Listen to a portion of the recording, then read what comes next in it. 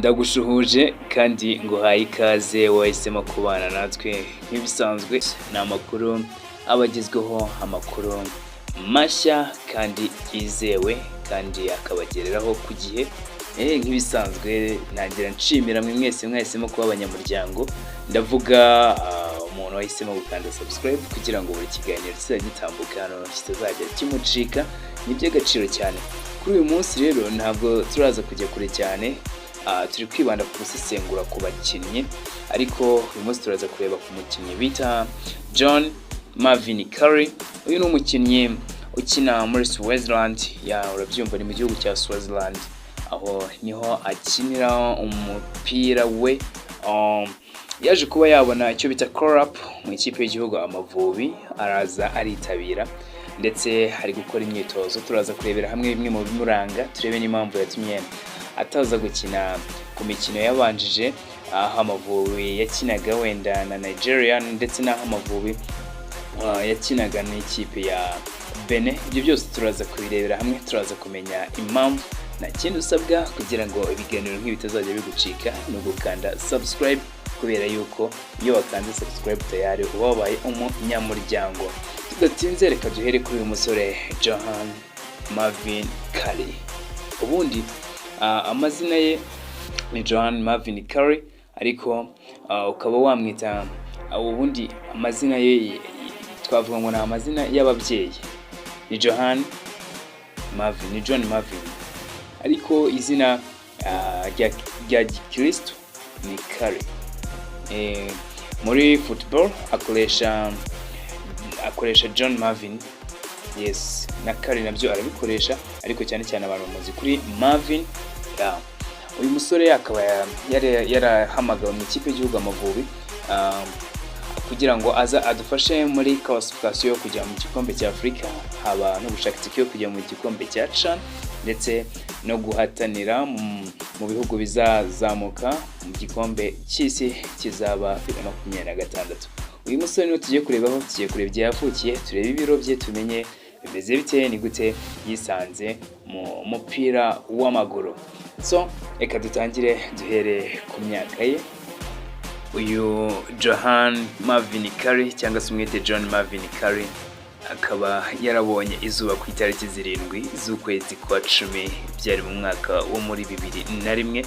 Ubwo birumvikana ko afite imyaka 21.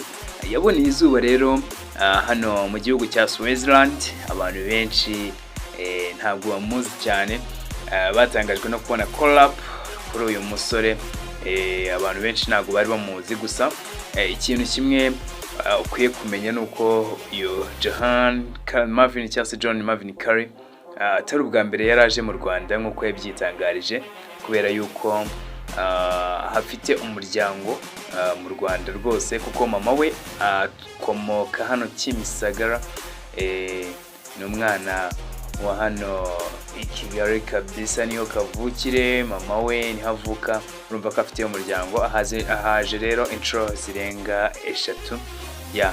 Urumva ko ni umuhungu wacu. Rero uyu muhungu waje kuba yakinira ikipe y'igihugu Amavubi, cyangwa se waje kuba yayifasha mu mikino igiye itandukanye.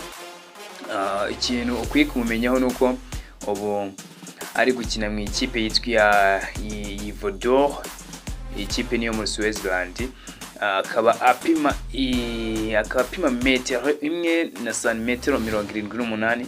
Urumva ko ari umusore ushyitse, kandi akaba ashobora gukina ahantu henshi hagiye hatandukanye, aho turaza kuharebera hamwe. Uyu musore kuba apima metero 1 na santimetero 78, urumva ko ari amahirwe ikipe y'igihugu Amavubi ibonye, kubera ko akina ku mpande zombi kandi akaba yanakinamo hagati yataka, cyangwa se ajya gushaka ibitego ku mutwe. Urumva ko ari ibintu byoroshye cyane.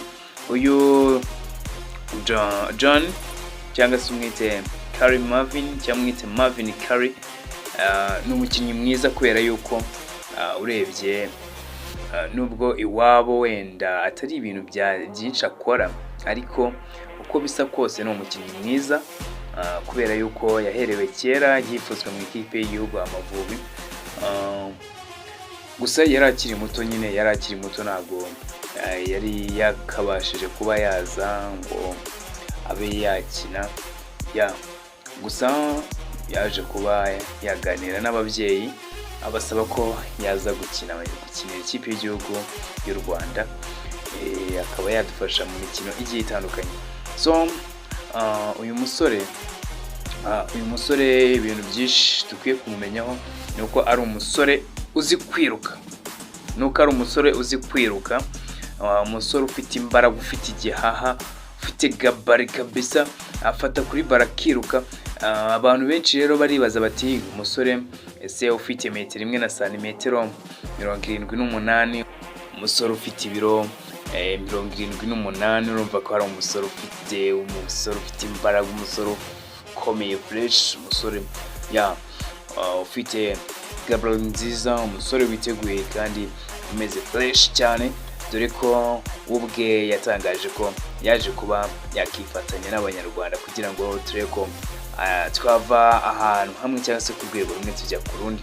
Abantu benshi rero bagakomeza kwibaza impamvu atagiye agaragara mu mikino yagiye itambuka, urugero nk'umukino wahuje u Rwanda na Nigeria, cyangwa se umukino wagiye uhuza habo kwishyura, umukino wahuje Benin ndetse n'ikipe n'u Rwanda, ndetse no mu mukino wo kwishyura hose nigeze agaragara. Abantu benshi bakakomeza bibaza bitewe n'ukuntu babonaga imyitozo ye ihagaze, kuko ni umusore mu mwitozo ugaragara neza kandi ufite forme. Abantu benshi bakomeje kumwibazaho, bakomeza kwibaza n'impamvu atari kugaragara mu kibuga, ariko nyamara uyu musore impamvu atagaragaye mu kibuga zirumvikana, kubera ko ajya kuva hariya muri Switzerland yavuye afite imvune, kandi iyo mvune byibura bavugaga ko ishobora kuba yaba ikize neza mu gihe kingana n'ibyumweru 2, ariko baza bumvikana ko yaza mu Rwanda, ibigendanye no kuvurwa